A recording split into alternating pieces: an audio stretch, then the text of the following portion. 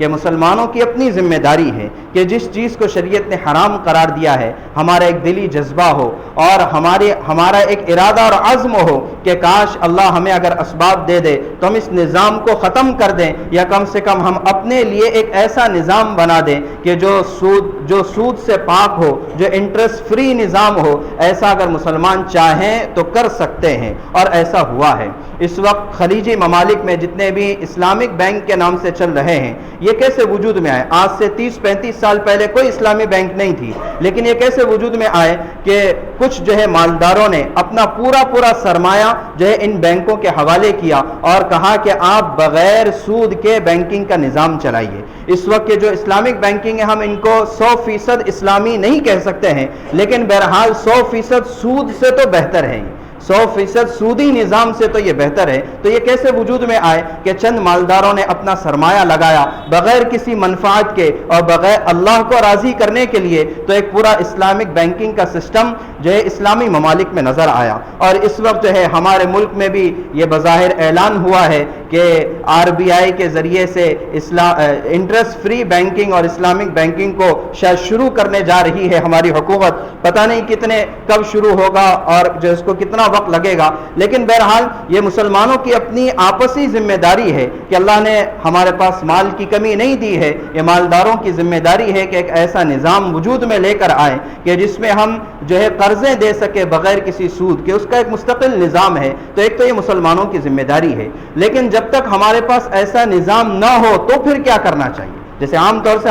ہمارے علاقے میں ایسا کوئی نظام نہیں ہے کہ جہاں پر بغیر سود کے لین دین کیا جا سکے، تو اس وقت میں کیا کرنا چاہیے؟ تو اس کی رہبری بھی ہمیں قرآن سے ملتی ہے۔ اللہ تبارک و تعالیٰ ایک جگہ پر فرماتے ہیں انما حرم، اللہ تبارک و تعالیٰ نے تم پر جو ہے انما حرم علیکم المیتۃ والدم ولحم الخنزیر وما اہل بہ لغیر اللہ، کہ اللہ تبارک و تعالیٰ نے تم پر مردار کو حرام قرار دیا ہے، خون کو حرام قرار دیا ہے، خنزیر کے گوشت کو حرام قرار دیا ہے، اور اللہ کے علاوہ کسی اور کے نام پر جانور ذبح کیا ہو اللہ نے اس کو حرام قرار دیا، یہ حرام ہے۔ لیکن آگے فرمایا فمن اضطر غیر باغ ولا عاد فلا اثم علیہ، کہ اگر کوئی مجبور ہو جائے ان چیزوں کے کھانے پر، کیسے مجبور ہو جائے؟ دو شرطیں قرآن نے بتلائے، غیر باغ، ایک یہ کہ وہ خود نافرمانی کرنے والا نہ ہو، یعنی اپنی چاہت سے کھانے والا نہ ہو، نافرمانی کرنے والا نہ ہو، اس کو حلال سمجھنے والا نہ ہو بلکہ حرام ہی سمجھتا ہو، لیکن مجبوری آ گئی۔ کیا مجبوری؟ ایسی جگہ پر آ گیا کہ سوائے شراب کے اور کوئی چیز نہیں ہے اور جان جانے کا خطرہ ہے، اور سوائے خنزیر کے گوشت کے اور کوئی چیز نہیں ہے اور جان جانے کا خطرہ ہے، تو آدمی اس کو حرام سمجھ رہا ہے لیکن جان جانے کا خطرہ ہے، تو اب کیا کریں؟ دوسرے تو پہلی شرط یہ بتلائی کہ وہ خود نافرمانی اور جو ہے اس کو حلال سمجھتے ہوئے نہ کھائے۔ دوسری شرط یہ بتائی ولا عادن، کہ وہ حد سے تجاوز کرنے والا نہ ہو، یعنی جان بچانے کے لیے اگر 3 لقمے کافی ہوتے ہیں تو 4تھا لقمہ کھانے کی اجازت نہیں ہے۔ 2 شرطیں شریعت نے بتلائی، ایک نافرمانی کا ارادہ نہ ہو، گناہ کا ارادہ نہ ہو، اس کو حلال نہ سمجھتا ہو، اور دوسری شرط یہ بتلائی کہ ضرورت سے زائد اس کا استعمال نہ کرے۔ تو ظاہر ہے کہ یہ دونوں شرطیں آگے اللہ فرماتا ہے فلا اسم علیہ، جو ان 2 شرطوں کے ساتھ اس حرام چیز کو بھی کھا لے گا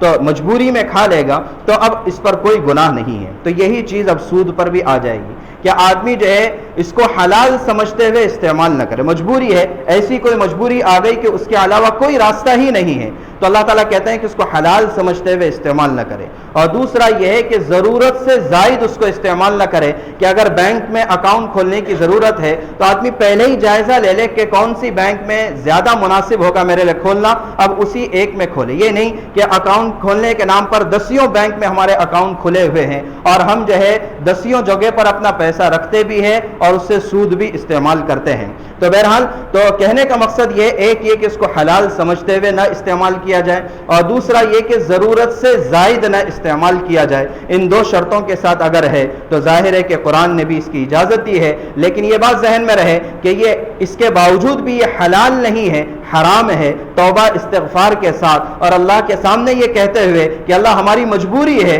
کہ ہمارے یہاں پر اس کا کوئی نظام نہیں ہے، تو لہٰذا اس وجہ سے ہم مجبوری میں اس کو استعمال کر رہے ہیں، توبہ استغفار کے ساتھ ہم اس چیز کو کر سکتے ہیں، شریعت نے اس کی گنجائش دی ہے۔ لیکن بہرحال ایک مسلمان قوم ہونے کی حیثیت سے ہماری ذمہ داری بنتی ہے ہم ایسے نظام کو بنائیں کہ جو سود سے پاک ہو اور انٹرسٹ فری نظام ہو، اور ایسا کوئی مشکل نہیں، جیسے میں نے عرض کیا کہ چند لوگوں نے اسلامی ممالک میں جب چاہا تو کر کر دکھا دیا، اور اس وقت یہ ساری دنیا کے لیے نمونہ ہے کہ ساری دنیا جب خسارے میں چلی جاتی ہے، مندی میں چلی جاتی ہے، لیکن یہ اسلامک بینکنگ اور اسلامی طرز پر چلنے والے کاروبار یہ خسارے کا شکار نہیں ہوتے ہیں، 50% بھی ان کے اوپر اثر نہیں ہوتا ہے۔ اور دوسری طرف مغرب میں، امریکہ میں بڑی بڑی بینکیں ایک ایک دن میں خسارے کا شکار ہو جاتی ہے، اس لیے کہ سارا نظام سود پر ہے، اور یہاں پر سارا نظام جو ہے 100% نہ صحیح لیکن کسی نہ کسی حد تک حلال پر اور ظلم سے پاک نظام ہے، تو اللہ تبارک و تعالیٰ اس میں برکت عطا فرماتے ہیں۔ اللہ تبارک و تعالیٰ ہمیں سود جیسی اس لعنت سے ہماری حفاظت فرمائے اور اس کا نعم البدل ہمیں عطا فرمائے، اور اس کے لیے ہمیں